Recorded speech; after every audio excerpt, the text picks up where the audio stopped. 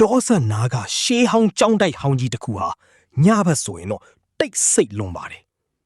အဲ့ဒီကြောင်းတိုက်မှာကြောင်းတိုင်ဆရာတော်ကြီးပြန်လွန်တော်မူပြီးတာတစ်လလောက်ရှိပါပြီ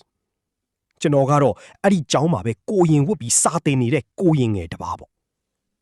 မိုးတဲတဲ့ညတညပါည12နာရီလောက်မှာတကိုယ်လုံးဆိုရွှဲပြီးအိယာကနေလက်နိုးလာတယ်အကြောင်းရင်းကတော့ကြောင်းတိုက်ရဲ့အနောက်ဘက်ကခေါင်းလောင်းတန်ကြောင်းပါအဲ့ဒီခေါင်းလောင်းကအချိန်အခါမဟုတ်ပဲမမိရတာကြားပြီအရင်တော့ကဆရာတော်ကြီးတာလင်အဲ့ဒီခေါင်းလောင်းကိုညက်နက်တန်းကောင်အချိန်မှာလာထိုးတတ်တာပါဒါပေမဲ့ဆရာတော်ကြီးမရှိတော့တဲ့နောက်ပိုင်းအဲ့ဒီခေါင်းလောင်းတန်ကိုဘသူမှမကြားခဲ့ရတာတစ်လရှိပါပြီကျွန်တော်အခန်းတစ်ခါကိုဖြည်းဖြည်းချင်းတွန်းဖွင့်လိုက်တယ်မိုးရေစက်တီကြားကနေလှမ်းကြည့်လိုက်တော့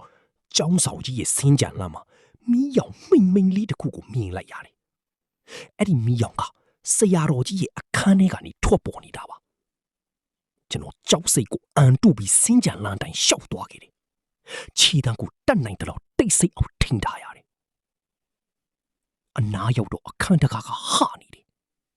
အထီးကိုလှမ်းကြည့်လိုက်တဲ့အခါတွေ့လိုက်ရတဲ့မြင်ကွင်းကကျွန်တော်ကိုအီးသွားစေတယ်အခန်းထဲမှာဆရာတော်ကြီးဝတ်ဆင်လေးရှိတဲ့တင်ကန်းကိုပဲဝတ်ဆင်ထားတဲ့ပုံရိပ်တစ်ခု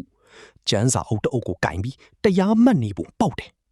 ခေါင်းလောင်းတန်ကလည်းတတူတူနဲ့ထပ်မိလာတယ်ဒါပေမဲ့ပုံရိပ်ကတော့လှုပ်ရှားမှုမရှိပဲငြိမ်သက်နေတယ်ကျွန်တော်ဆရာတော်တပည့်တော်ပါလို့တိုးလေးခေါ်လိုက်တယ်အဲ့ဒီအချိန်မှာပဲခေါင်းလောင်းတန်တိတ်သွားတယ်တုံ့ပြန်တန်လည်းမကြားရဘူးကျွန်တော်အခန်းထဲကိုရေရေဝင်လိုက်တဲ့အခါမှာတော့အခန်းထဲမှာဘယ်သူမှမရှိတော့ဘူးဒါပေမဲ့ထူးဆန်းတာကကျွန်တော်မျက်စိရှိမှတယ်အဲ့ဒီနေရာကခင်းထားတဲ့ဖြာပေါ်မှာအပူငွေ့တွေထွက်နေတယ်ပြီးတော့ဆရာတော်ကြီးလက်ရည်နဲ့ရေးထားတဲ့စာရွက်တစ်ရွက်ကစပွဲပေါ်မှာတင်ထားတယ်စာရွက်မှာရေးထားတာကငါခန္ဓာကိုပျက်စီးသွားပြီဆိုပေမဲ့ငါရဲ့တန်ရောစင်တွေကတော့ဒီကြောင်းတိုက်မှာပဲကြံရစ်ခဲ့သေးတယ်ငါမရှိတဲ့နောက်ပိုင်းမင်းတို့အိပ်ပျော်နေတဲ့အခါငါလာနိုးပေးမယ်တဲ့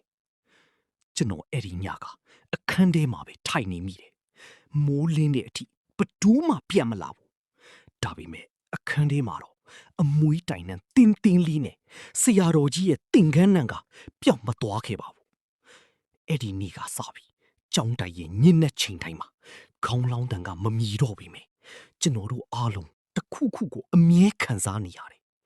ညစ်နေရင်ကျွန်တော်တို့ရဲ့အခန်းတကားတွေကိုဘသူကမှလာမခောက်ပေမဲ့တကားကိုတစုံတစ်ယောက်ကဂယုတဆိုင်နဲ့ပြန်ပိတ်ပြီးသွားတတ်တဲ့အလေးအထားမျိုးပေါ့